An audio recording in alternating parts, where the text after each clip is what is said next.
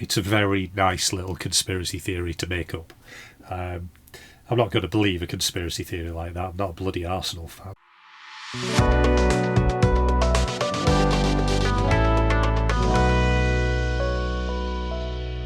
Hi, my name is Mike. Welcome to my vlog about football in general and Burnley FC in particular. A vlog that this week watched Newcastle win the League Cup thanks to Eddie Howe and his own brand of organisation, tactical nous, effort and of course £500 million worth of Saudi oil money.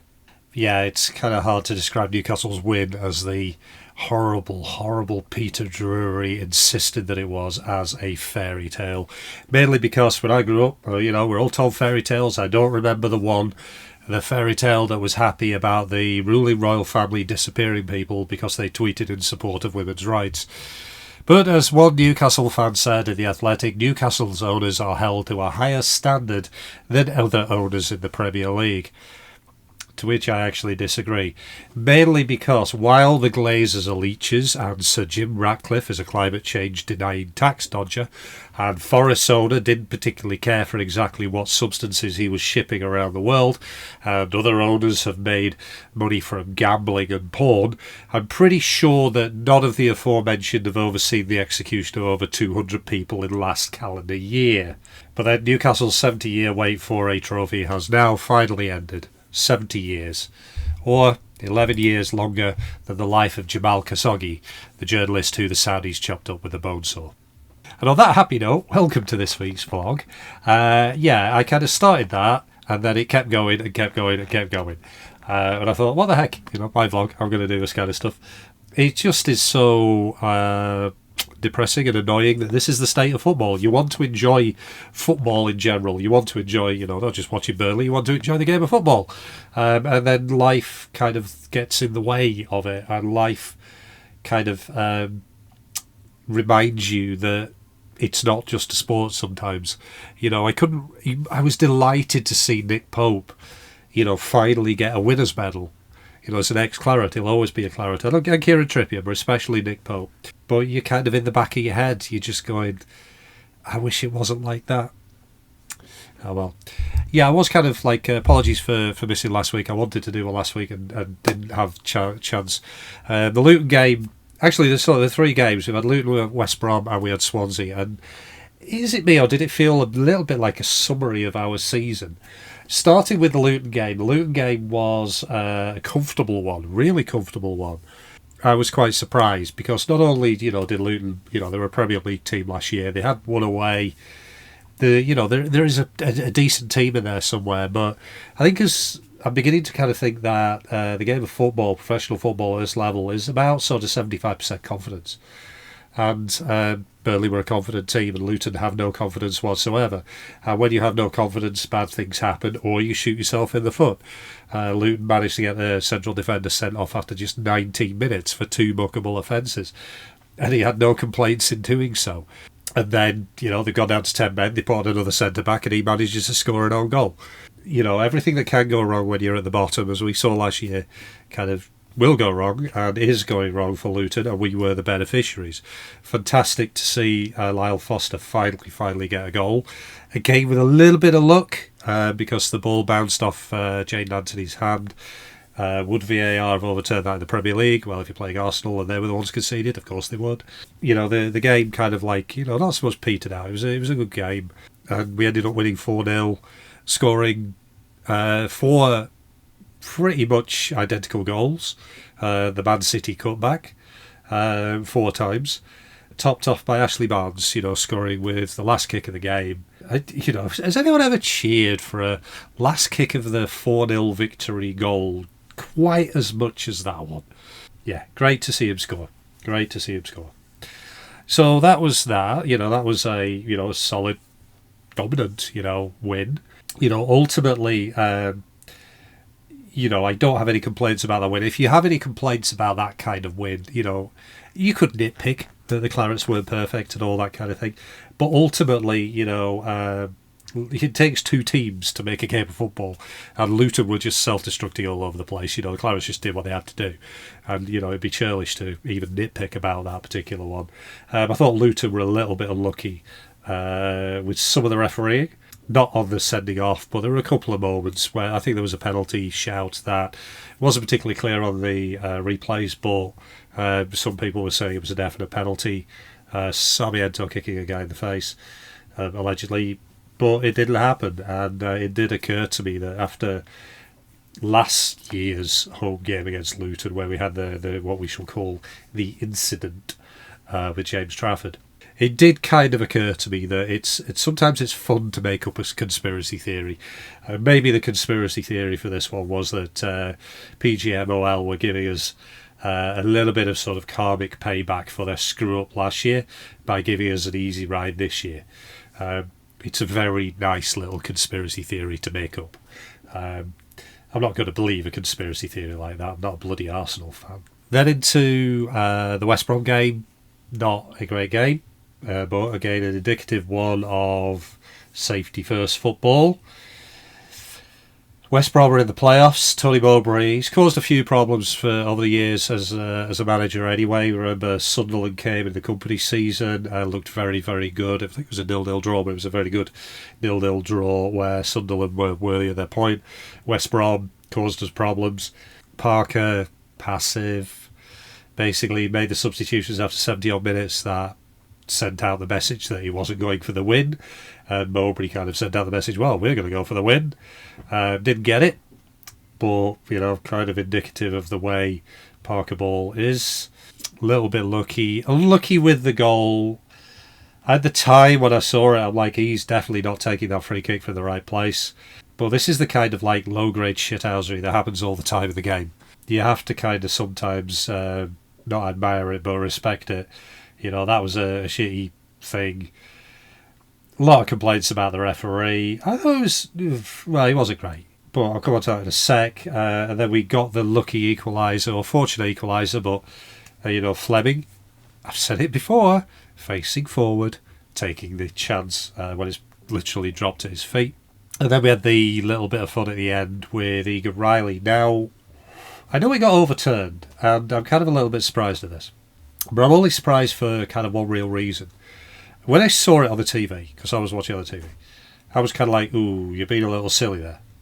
And then the red card went out, and I was like, yeah, fair enough. Yeah, he got suckered into it. Yeah, he got the shoulder charge beforehand, he retaliated, but just don't do that. Never give the referee an opportunity to make a decision.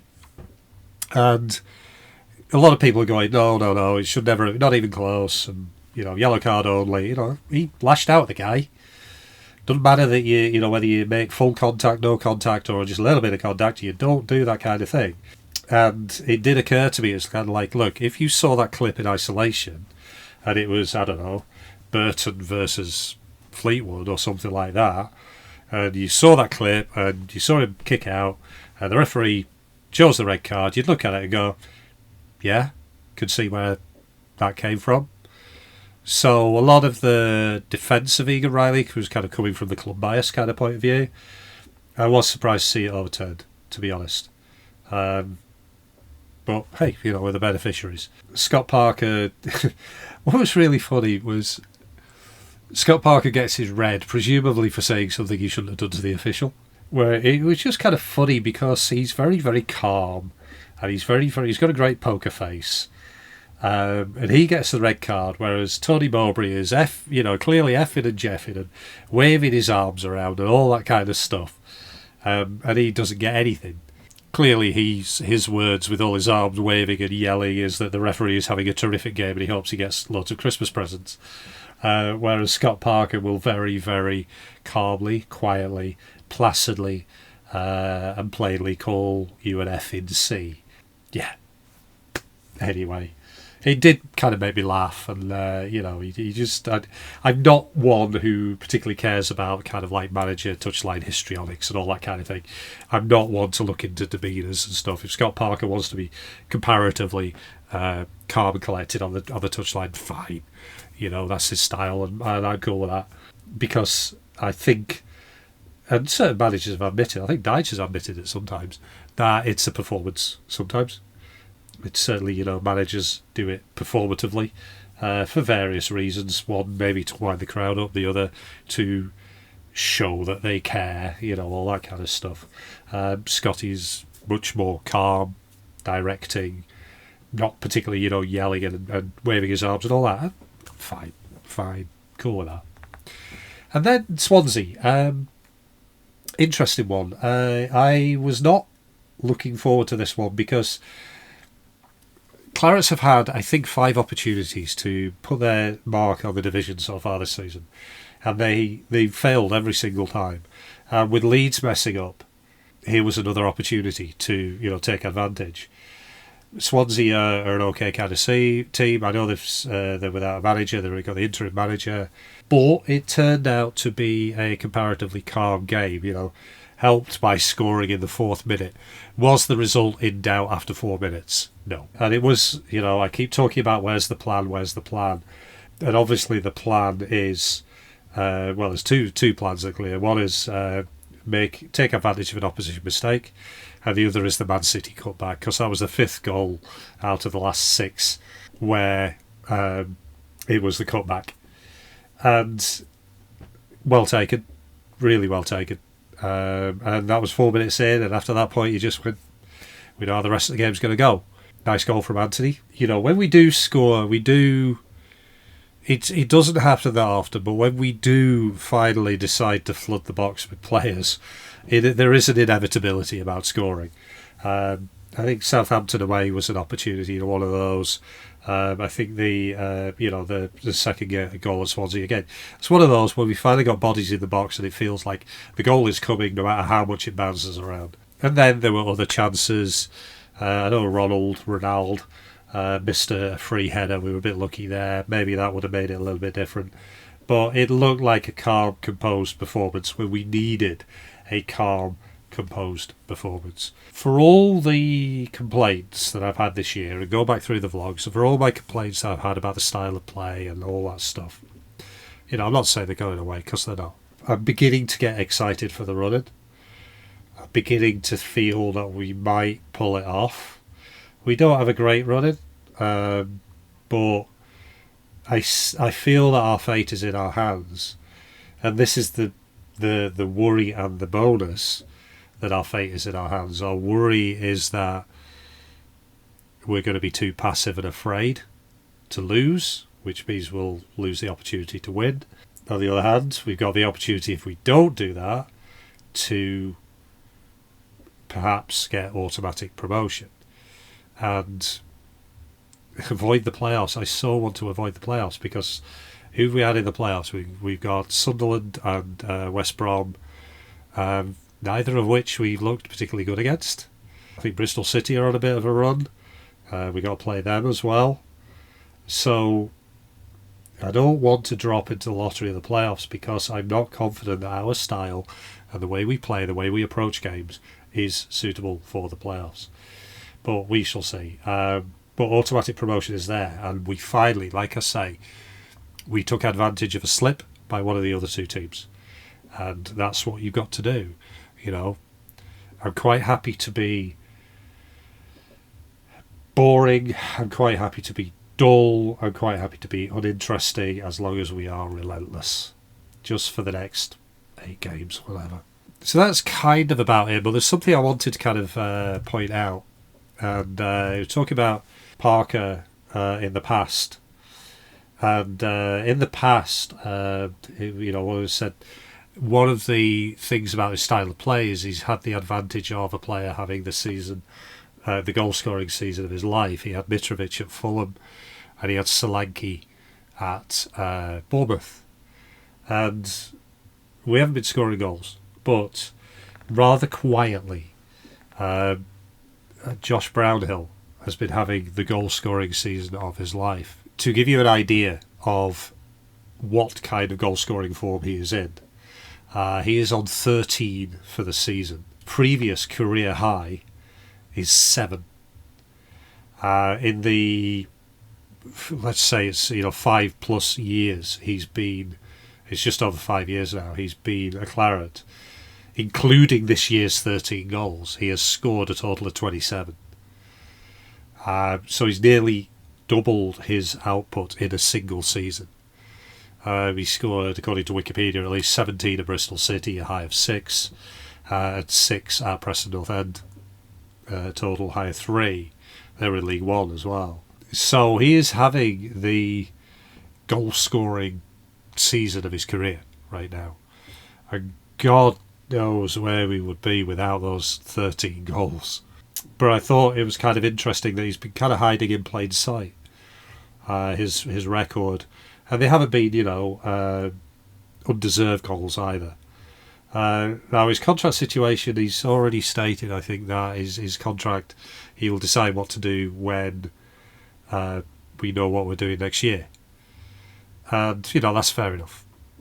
If he considers himself a Premier League player still, fine. I don't have a problem with that. He has led by example this year. And I just kind of wanted to point it out.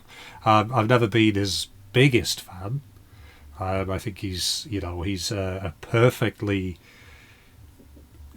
the kind of player that you need, that runs around a lot as a leader, passion, box to box, an 8 out of 10 guy most weeks.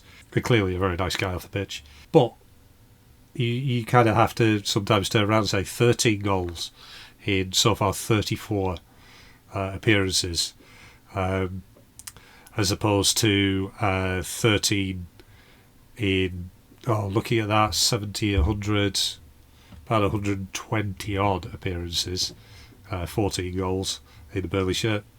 He's having the goal scoring season of his life, and we are very, very lucky that he is. All we need is someone else to step up, whether it's Fleming, whether it's Anthony, whether it's Lyle Foster, who knows, but we shall see. Anyway, international break, might do something next week, might not. Until the meantime, enjoy the international break, enjoy the week off. Hopefully you have a week off, or even maybe we get to see James Trafford pull on an England shirt, full England shirt. Doubt it, but congratulations to him on the full England call-up.